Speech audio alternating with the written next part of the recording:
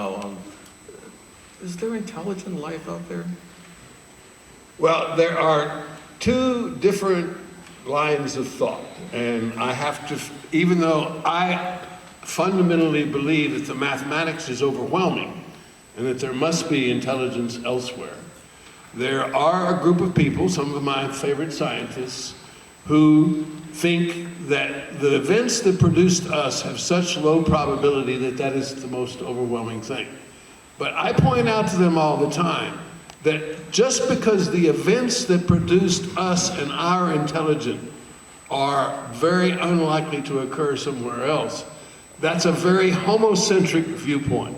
That assumes that the only way to intelligence is a way along the path that led to us. That's the same fault we made when we built the Viking instruments and to look for life that exists on the earth. So a couple of things for everybody. Number one, I believe that it is almost certain that there exists life and intelligence out there somewhere else. But I have to also tell you, there is zero probability that any of them have yet visited the planet Earth.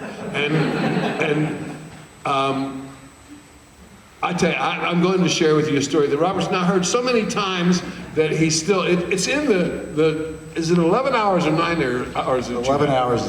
He has 11 hours of me on tape, if you can imagine that. About 10 or 12 years ago, I received a letter at JPL. I had received some notoriety for talking about extraterrestrials, and at the top of the letter was Alien Abduction Convention. The letter said, "Dear Mr. Lee, we would like to invite you to come to the University of Michigan for our annual Alien Abduction Convention, and we will pay you $5,000 and all your expenses to come and be our skeptical technocrat." Who wouldn't go? For goodness sakes. So I got myself up and I went to the University of Michigan. Now, I'd been to the University of Michigan 3 or 4 years before that, and I'd given us a speech, a talk about the exploration of the planets, and I'd had a good audience, 300 or so. But the Alien Abduction Convention, the whole auditorium was full, 3,000 people. And there was another auditorium in which another 1,000 people were watching by closed circuit. And on the stage with me were a master of ceremonies and 3 other people. I really didn't know what I was getting into, but boy, oh boy, was I ready. So first, a young man from Arizona stood up and said, he was in his 30s, when he goes hiking on Humphreys Peak north of Flagstaff, the aliens always come down and get him. They take him up in the flying saucer, and they stick long, slender objects in all his orifices, and then they put him back down on the ground, and he hikes back to his home. The audience stood up and applauded. Next, there was a young lady from Maryland, about 40, 42, something like that, who said that every 6th Tuesday, the aliens landed on her farm, and she would go and get in their saucer, and up they would go, and they would stick long, slender objects in all her orifices, and then they would put her down on the ground. And she got a rousing, cheering, standing ovation. I'm starting to think, what have I got myself into? The third speaker was a PhD from Harvard who proved putatively by going through their 2 stories that the probability that they could have made this up because their stories were so similar was 10 to the minus 19th. And he got a shouting, screaming standing ovation. And then the master of ceremonies turned to me and said, "And now we have our skeptical technocrat, Gentry Lee." Boo, hiss, boo. So I sat on the stage and I said, these stories are absolutely fascinating. But as I've been sitting here, I've been thinking to myself, isn't it astonishing that of all the people who have been abducted by aliens, not one has brought back anything, any artifact? No thimbles, no drinking glasses, no plates, nothing of the sort. And then I invoked my Burt Lancaster from Elmer Gantry and I said, "Aliens, can you hear me up there, aliens? come down and get me and take me up, and I will fill my pockets with your crap, and then we'll all know you're real.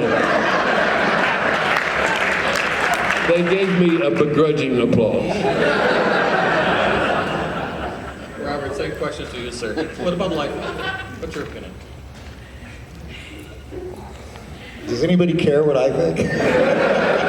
Well, I always say I think it's both. I think the film demonstrates both things are true. We are, as I agree with Gentry, I'm just postulating here, that mathematically the odds are there's got to be something out there that might resemble some sort of life that we would consider life, and maybe some intelligence that, who knows what that might be. But it could have happened a billion years ago. It could be a billion years in the future. It could be right now, but so many light years away that we don't know about it, and we can't communicate with it. So that's the whole thing with the metaphor of the light bulbs, is that for us to ever answer the questions no, we have to survive for an extraordinary long period of time in order for a message to be sent and received so that we can confirm whether that happens. So, yeah, we're probably not alone, but for all intents and purposes, we are alone, and we need to behave accordingly.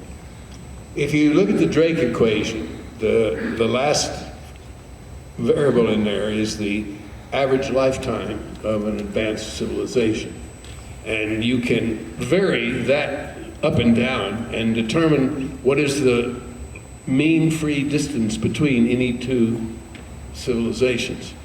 If you assume that we humans, and I love the light bulb thing, are only going to last for 100,000 years, and that's saying a lot, okay, then the nearest other civilization is several hundred light years away, and the probability that we would ever communicate with them is very low.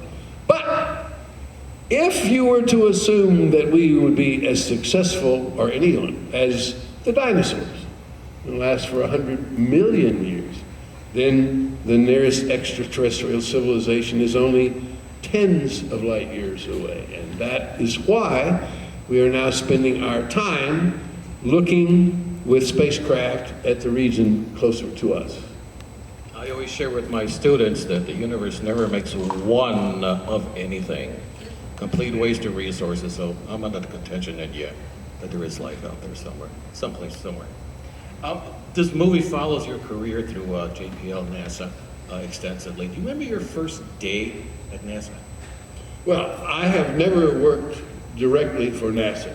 I have worked on NASA projects. First at Martin Marietta, and that was where the Viking landers were built by Martin Marietta, and then 50 years at JPL. So my first exposure to anything associated with NASA was when I read a request for a proposal in the Commerce Daily when I was 25 years old, 24 maybe, and it was clear to me from the way it was written that the people who wrote it didn't really know what they were looking for, and so I wrote a proposal, and that made me an interplanetary navigator. I have a smile on my face, a tongue-in-cheek comment, everybody.